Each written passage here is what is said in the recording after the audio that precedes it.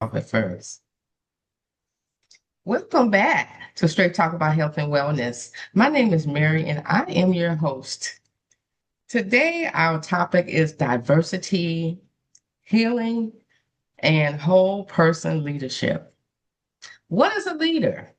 Is it just the title, or is it the position, or is it understanding people?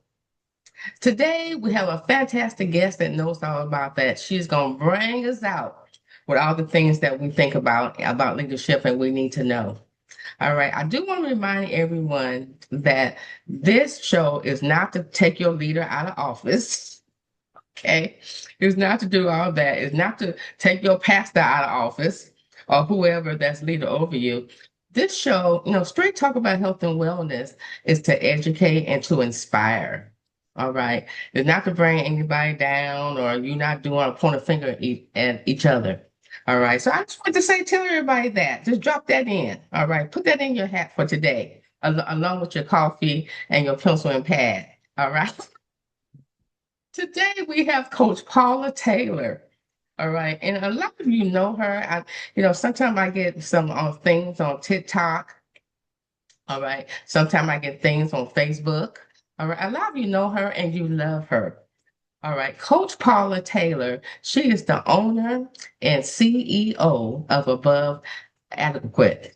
And, I have a hard time saying that, but she is adequate. Believe me. Sometimes I have a hard time saying that. And also, she is a certified life coach. She is a certified life coach trainer. And also, she is a certified EQ, emotional intelligence trainer.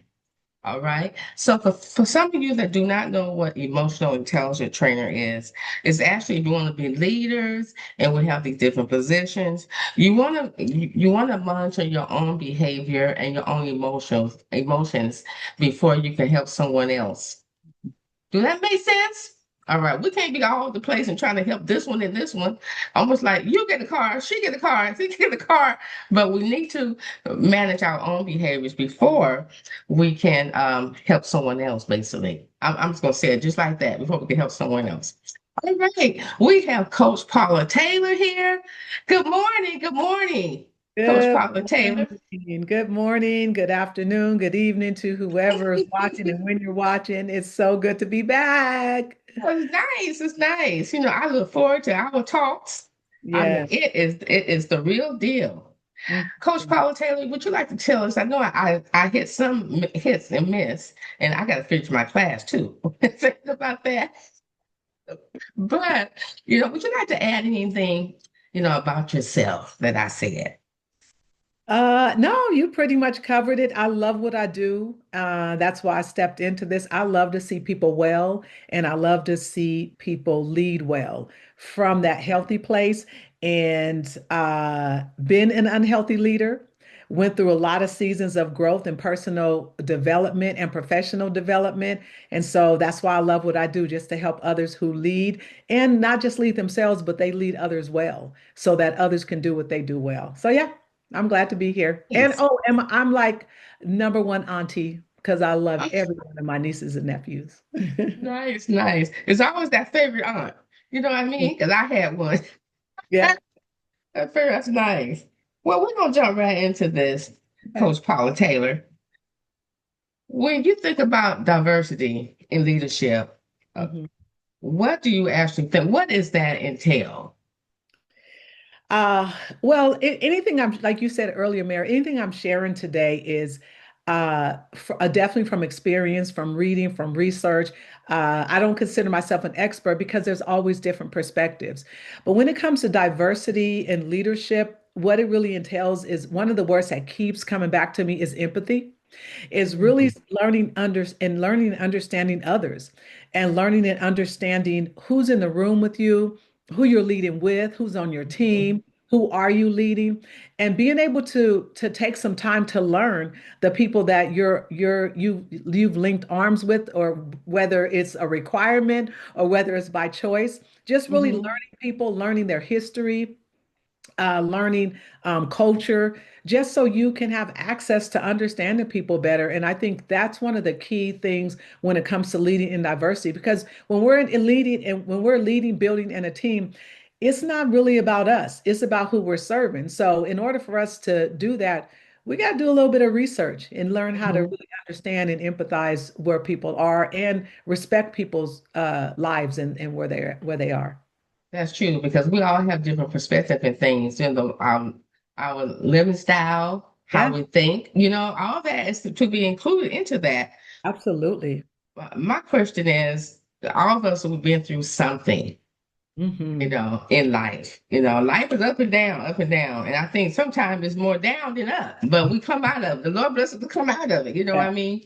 Yes. So how does that influence being a leader?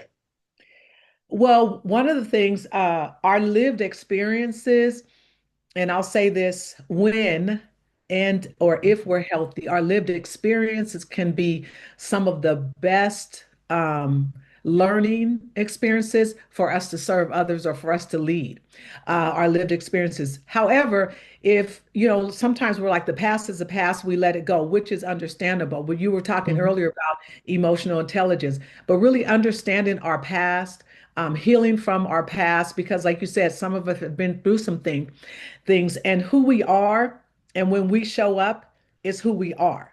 And so we want to also be mindful of also surveying us. And I talked about personal development or personal growth earlier, about learning us and that self-awareness of my story, my history, my past is part of who I am. Doesn't mean it carries me, doesn't mean it leads me, but I've learned it, I've gotten well from it. And now you can even take that and use that for that empathy or for that understanding, or as you lead, understanding that everyone else also has a story.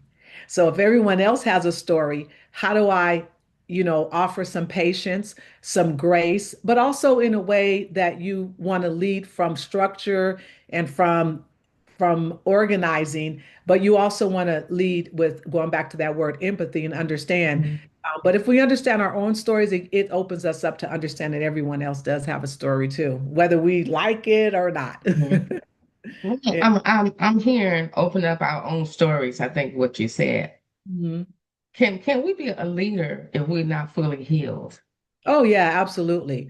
We're all on our journey, Mary. You said it earlier, because life hits, like folks say, life be life. And in our seasons, even as our seasons as leaders, whether we're in ministry, we're in community, Mm-hmm. whether we're pastoring, seasons in life change.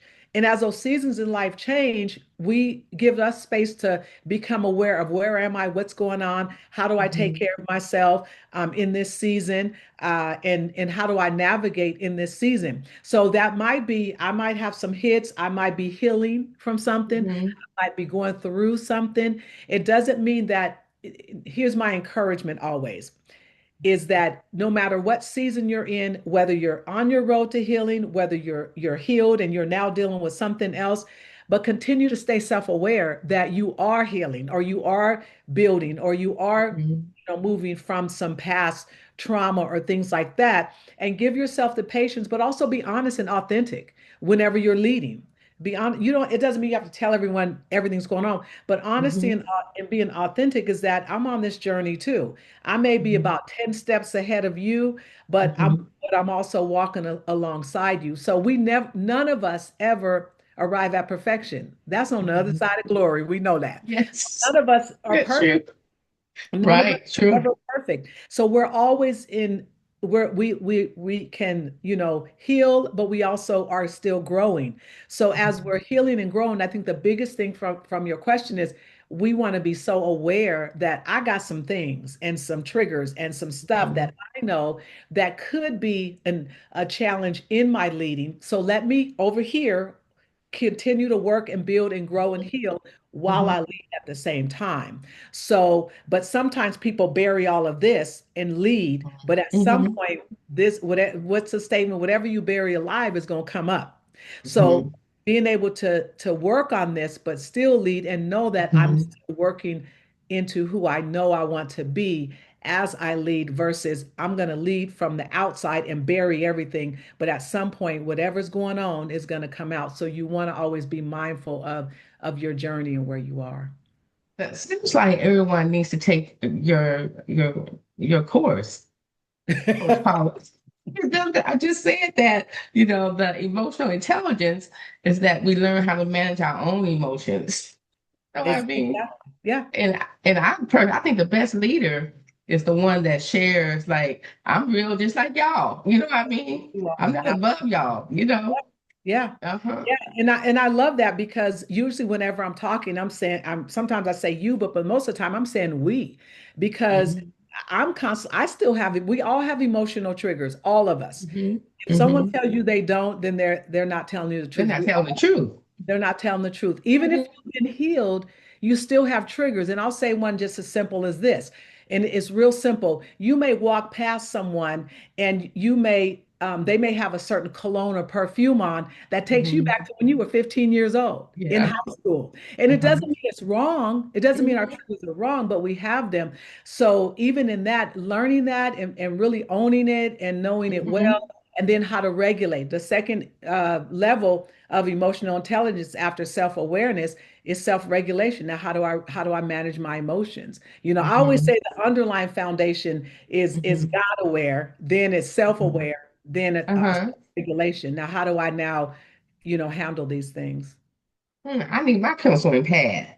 I'll tell everybody to get theirs. I I need love mine. I love So, it.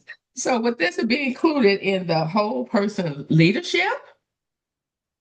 Yes, yes, yes, yes. Whole person leadership. Yeah, part of it is definitely self-awareness is foundational for anybody, for any leader, for any person. Hmm. In elementary school or in middle school and high school, the education system has something called social emotional learning. And so Hmm. emotional intelligence runs across the board to everybody. How do I learn to understand what I'm feeling and lead? So when we talk about the whole leader, mind, body, soul, spirit, every Hmm. aspect of us, Hmm. we want to always have our radar um, examining how I'm doing in these areas so that Hmm. we can continue to grow and we can continue to also understand the seasons we're in. That's nice. How can a leader make this person feel comfortable and safe in a particular space? Um, I should get my scenario, first. She's having a problem with her husband. All Mhm, right. They're on the verge of a divorce. She don't know who to talk to. All right. mhm, She don't know where to go. And mhm. she comes to you, Coach Paula Taylor.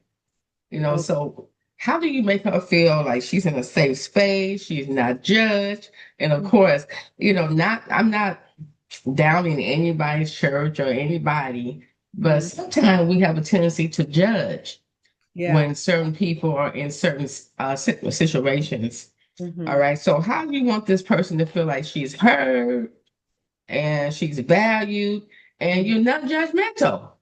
What type of space will you create for that?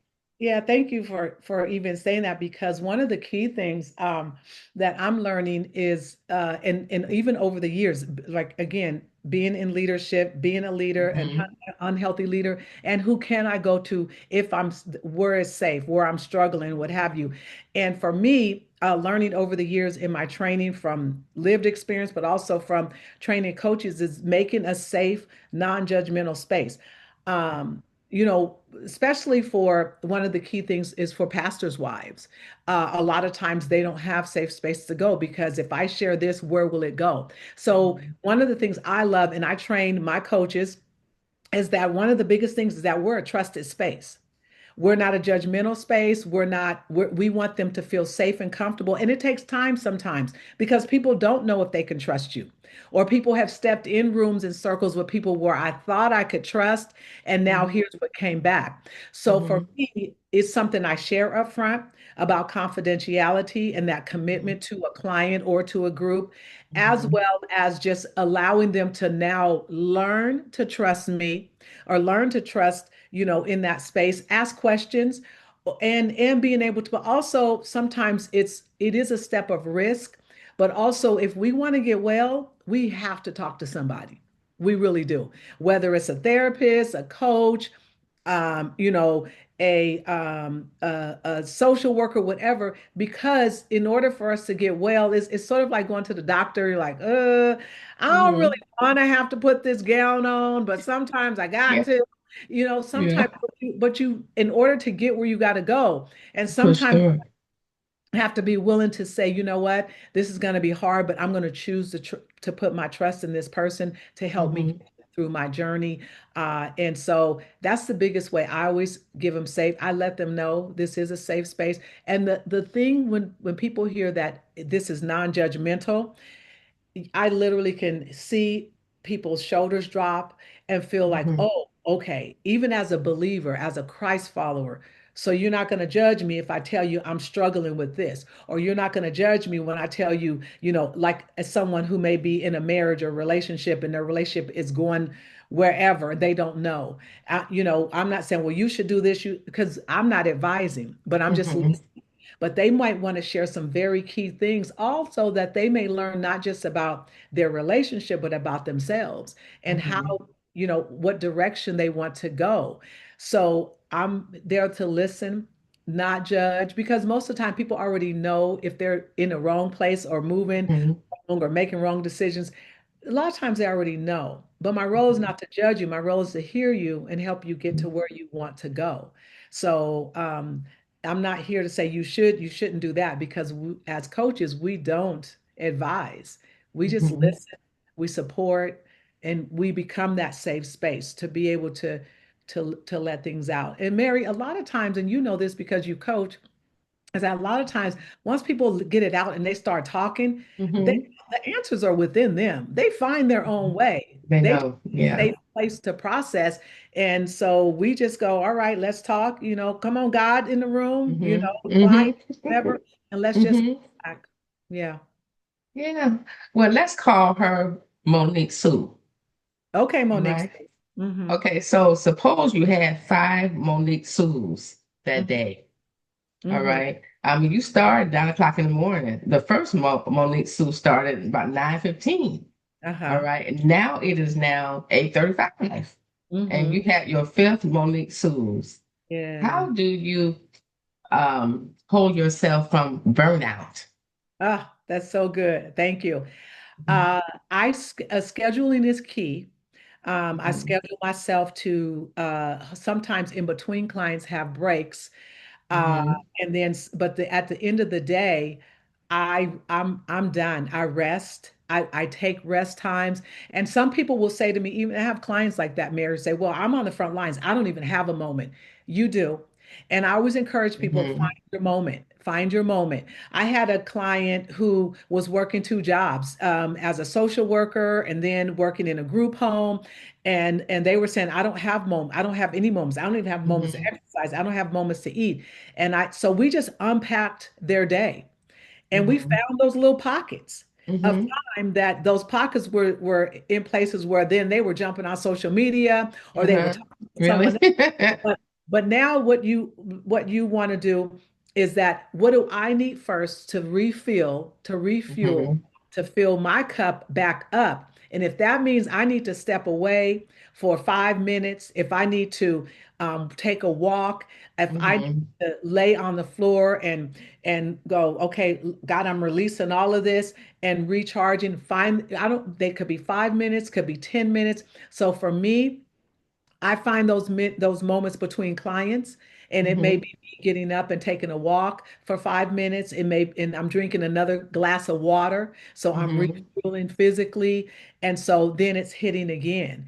And Mhm. because I love the part of with it's not necessarily time management, but we allow time to drag us around. But God Mhm. gave us the 24 hours. Mhm. So in those 24 hours, now how do you now begin to orchestrate your time? And even if you're Mhm. on the front lines and you're working and it's emergency, find that if you got 5 minutes, walk away, replenish.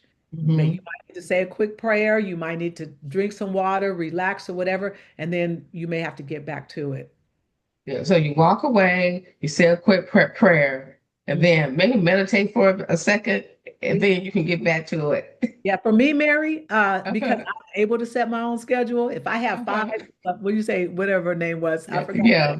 If I have five Monique Sue. Monique Sue. Okay, I got five Monique Sues. You better believe if I know I have five Monique Sues and I've been working with my client, there Uh-huh.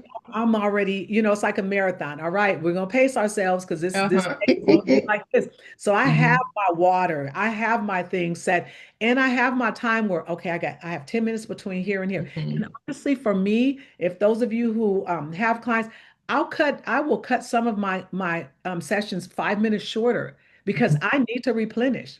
I can Mhm. close out 5 minutes shorter so that I at least Mhm. have 5 to 10 minutes to, like you said, to meditate, to breathe, to release what might have is starting to sit on my shoulders, and then Mhm. go, all right, let's get back to it. So how do you separate?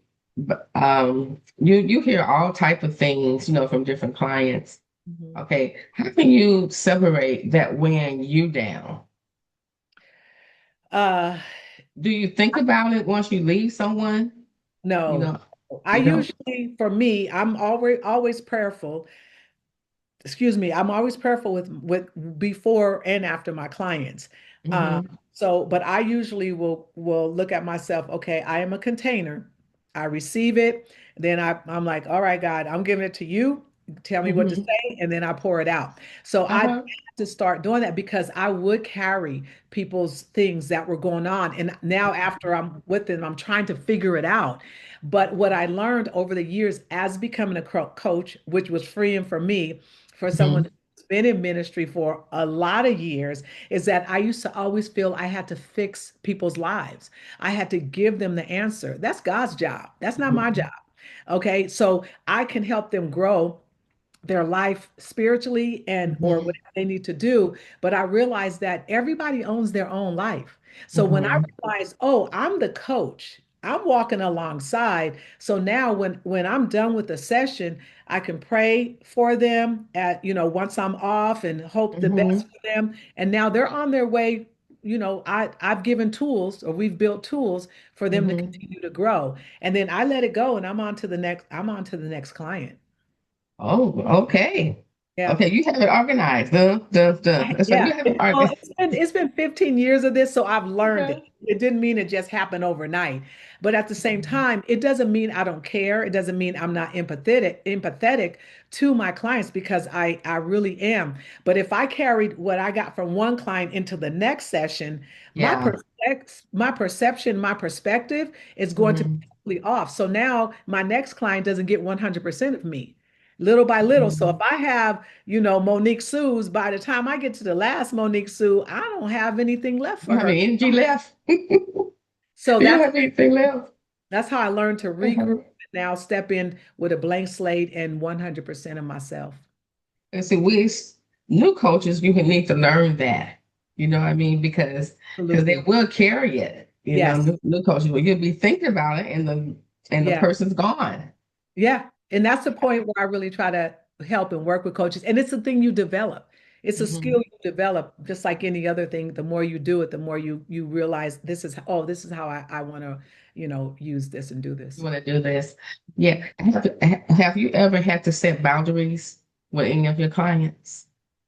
Yes, absolutely, absolutely. I think when some clients can get very trusting and very comfortable because they Hmm. found the one person that they can be safe with, and so Hmm. sometimes they may text or call, at various times because they also may need a friend. So I'm also very clear, and we want to be reminded while I'm supporting you and encouraging you, and that's in counseling, that's in therapy, how Hmm. you don't build friendships. And Hmm. it doesn't mean you don't have a relationship or a bond, but it's outside of that. So the boundaries I always set in the beginning, I'm your coach, and this is how we're going to do things and have them understand. If you need to reach me on an emergency basis, here's how we can do this. So it sort of sets the tone of this is Hmm. a You get started. growth relationship. So those are some of the boundaries that I've I ahead of time set in place because I learned in the beginning they needed to be set. Yeah. Yeah. So they can't call you to go shopping or anything. No, no, No, no, anything like that. no. Well, this is good, Paula Taylor. We could go on and on and on because Oh, you have so much to give, so much oh, knowledge to give out there. oh, I just want to all up, you know what I mean? My kids always tease me, Mom, stop making that noise, but you just want to get all of it. Like a Slurpee, you want to get all of it up. I All love right, it. I love it. everybody. We have Coach Paula Taylor, and she is going to give you her last words, and also she is going to tell you where you can reach her. Because I know after this segment, you're going to all want to be life coaches. All right, and you're going to want to get into that emotional intelligence class. So, Coach Paula, give us your information.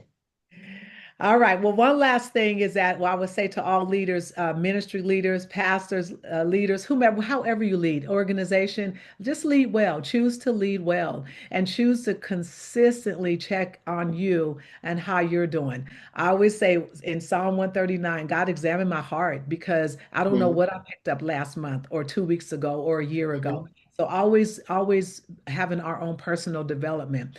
And to reach me, you can always reach me on Instagram at Coach Paula T. Our website is www.coachpaulat.com. Above Adequate is my organization. I would love to hear from you. Also, I'm on Facebook. And yeah, I would love to have some of you. Let me tell you this emotional intelligence, Mary, it is a necessity these days. You might not necessarily want to be a coach, but learning and being certified to help your team or whomever with emotional intelligence, 100% necessity because people are hit on so many areas from life in this world and what's going on. Yeah, They don't know how to regulate their emotions. And so I train people to help people understand from young people to older people. So I would love to have you nice. on one training this year, one training Yeah. this. Nice, nice, nice. All right, everyone, thanks for coming. So until I see you again, I'm telling you, be safe, please be healthy and be blessed. All right. This is Mary from Straight Talk About Health and Wellness. Take care. Bye bye. Right. That's right.